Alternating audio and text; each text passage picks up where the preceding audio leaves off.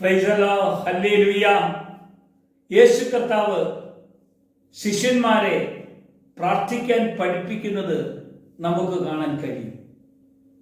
മത്തായി സുവിശേഷം 6-ാം അധ്യായത്തിന്റെ 9 മുതലുള്ള വചനഭാഗം, നിങ്ങൾ ഈ വണ്ണം പ്രാർത്ഥിപ്പിൻ: സ്വർഗസ്ഥനായ ഞങ്ങളുടെ പിതാവേ, നിന്റെ നാമം വിശുദ്ധീകരിക്കപ്പെടണമേ, നിന്റെ രാജ്യം വരണമേ, നിന്റെ ഇഷ്ടം സ്വർഗത്തിലെ പോലെ ഭൂമിയിലുമാകണമേ, ഞങ്ങൾക്ക് ആവശ്യമുള്ള ആഹാരം ഇന്ന് തരണമേ, ഞങ്ങളുടെ കടക്കാരോട് ഞങ്ങൾ ക്ഷമിക്കുന്നത് പോലെ ഞങ്ങളുടെ കടങ്ങളും പാപങ്ങളും ഞങ്ങളോട് ക്ഷമിക്കണമേ.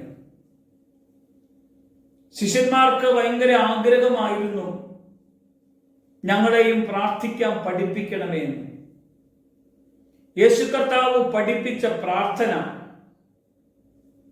സ്വർഗസ്ഥനായ ഞങ്ങളുടെ പിതാവേ, അങ്ങയുടെ നാമം പൂജിതമാകണം, അങ്ങയുടെ രാജ്യം വരണം, അങ്ങയുടെ തിരുമനസ് സ്വർഗത്തിലെ പോലെ ഭൂമിയിലുമാകണം.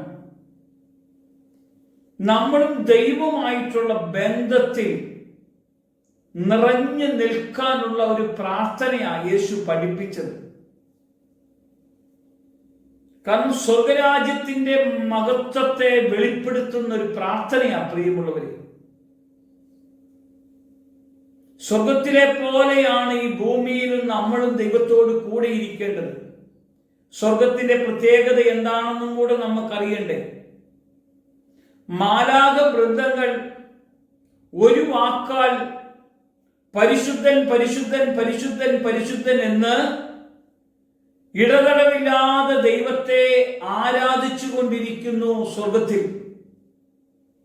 സ്വർഗത്തിലെ പോലെ എവിടെയാകണം? ഈ ഭൂമിയിലും ദൈവത്തിന്റെ മക്കൾ ദൈവത്തോട് കൂടെ ദൈവത്തെ ആരാധിച്ച് അവനെ മഹത്വപ്പെടുത്തണമെന്ന ദൈവം ആഗ്രഹിക്കുന്നത്. ആരാധനയ്ക്ക് യോഗ്യനായവൻ അവൻ മാത്രമേ ഉള്ളൂ. എന്നിട്ട് അടുത്ത വാക്ക് നമ്മളോട് പറയുകയാണ്, നിന്റെ രാജ്യം വരണമേ, നിന്റെ ഇഷ്ടം സ്വർഗത്തിലെ പോലെ ഭൂമിയിലും ആകണമേ, ഞങ്ങൾക്ക് ആവശ്യമുള്ള ആഹാരം ഇന്ന് തരണം, ഞങ്ങളുടെ കടക്കാരോട് ഞങ്ങൾ ക്ഷമിച്ചിരിക്കുന്ന പോലെ ഞങ്ങളുടെ കടകളും ഞങ്ങളോട് ക്ഷമിക്കണമേ. നിങ്ങൾക്ക് ആരോടെങ്കിലും വിരോധമുണ്ടെങ്കിൽ ആദ്യം നിങ്ങൾ അവരോട് ക്ഷമിക്കണമെന്ന് പറയുമ്പോൾ, നിങ്ങളോട് ആർക്കെങ്കിലും വിരോധമുണ്ടെങ്കിൽ എന്ന് കർത്താവ് തിരിച്ചു പഠിപ്പിക്കുക ചെയ്യുന്നത്. ഈ പ്രാർത്ഥന നമ്മുടെ ജീവിതത്തിൽ നമ്മളെ തന്നെ മാറ്റുന്ന ഒരു പ്രാർത്ഥനയാണ് പ്രിയമുള്ളവരെ. യേശു ഈ ഒരു പ്രാർത്ഥന നമുക്ക് തരുമ്പോ, ഈ ഒരു പ്രാർത്ഥന നമ്മൾ ചെല്ലാതെ യേശു തരാത്ത പ്രാർത്ഥനകളും യേശു തരാത്ത ആരാധനയും നമ്മുടെ ജീവിതത്തിൽ ഉണ്ടാകുമ്പോൾ ആ ആരാധന ദൈവത്തിന് കൊടുക്കുന്നതല്ല. യേശു സമരിയ സ്ത്രീയോട് പറയുന്നൊരു കാര്യമുണ്ട്. ദൈവത്തെ ആരാധിക്കുന്നത് ഈ മലയിലോ യെരൂശലേമിലോ അല്ല, നീ ആത്മാവിലും സത്യത്തിലും എന്നെ ആരാധിക്കുന്ന സമയം വന്നു കഴിഞ്ഞു.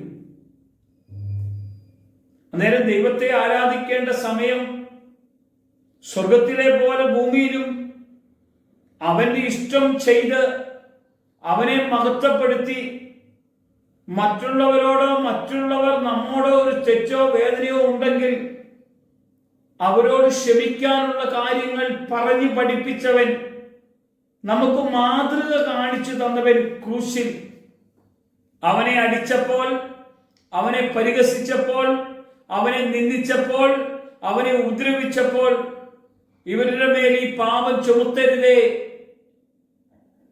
എന്ന് പറഞ്ഞവനാണ് എൻ്റെ കർത്താവ്. ഇങ്ങനെ പറയുന്ന ഒരു പ്രാർത്ഥനാ ജീവിതം നമുക്കുണ്ടാകണം പ്രിയമുള്ളവർ. ഇങ്ങനെ ജീവിക്കണം നമ്മൾ കർത്താവിൽ. അല്ലാതെ കർത്താവ് പറയാത്തതിലേക്കല്ല നമ്മൾ പോകേണ്ടത്. പ്രാർത്ഥിക്കുന്നത് യേശുവിനോട് മാത്രമേ പ്രാർത്ഥിക്കാവുള്ളൂ. ആകാശത്തിനും ഭൂമിക്കും ദൈവത്തിനും മനുഷ്യരുടെ ഇടയിൽ ഒരു മധ്യസ്ഥനുണ്ടെങ്കിൽ യേശു മാത്രമേ ഉള്ളൂ. ആ യേശുവിനോട് നമ്മൾ ചോദിക്കുന്നത് പിതാവ് പുത്രനിൽ മഹത്വം എടുക്കേണ്ടതിന് നമുക്കെല്ലാം ചെയ്തു തരും. അവന് ഇഷ്ടം നമുക്ക് ചെയ്തു തരാവുന്ന ഒരു പ്രാർത്ഥന നമ്മളെ പഠിപ്പിച്ച കർത്താവിന്റെ സന്നിധിയിൽ നമ്മൾ രാപ്പകലില്ലാതെ പ്രാർത്ഥിക്കണം.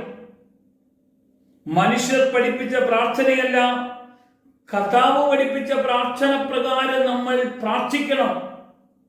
നിങ്ങൾ ഈ വണ്ണം പ്രാർത്ഥിക്കണമെന്ന് പറഞ്ഞവന്റെ സന്നിധിയിൽ ആരാധിക്കണം. നമുക്ക് നമ്മുടെ ജീവിതം കൊടുക്കുന്നുവെങ്കിൽ ദൈവം നമ്മെ പ്രവർത്തിക്കാൻ തുടങ്ങും. ഒരു നിമിഷം പ്രാർത്ഥിക്കാൻ. കർത്താവേ, സ്വർഗത്തിലെ ഒരു ആത്മീയ അനുഭവം ഞങ്ങളുടെ ഹൃദയത്തിന്റെ അകത്ത് വെളിപ്പെടുവാൻ, ഞങ്ങളോട് ആർക്കെങ്കിലും വിരോധമോ വേദനയോ വിഷമോ ഉണ്ടെങ്കിൽ ആദ്യം അവരോട് ക്ഷമിക്കുവാനും, ഞങ്ങളോട് കടപ്പെട്ടിരിക്കുന്നവരോട് ഞങ്ങൾ കടക്കാരോട് ഞങ്ങൾ ക്ഷമിക്കുന്നത് പോലെ ഞങ്ങളുടെ കടങ്ങളും പാപങ്ങളും ഞങ്ങളോട് ക്ഷമിക്കുന്ന കർത്താവിന്റെ സന്നിധിയിൽ ഞങ്ങളെ ഏൽപ്പിച്ച് ഞങ്ങൾ പ്രാർത്ഥിക്കുന്നു. ഈ പ്രഭാതത്തെ അവിടുത്തെ കരങ്ങളിൽ ഏൽപ്പിക്കുന്നു. കർത്താവ് അനുഗ്രഹിക്കണം. യേശുവിന്റെ നാമത്തിൽ തന്നെ ആമേൻ.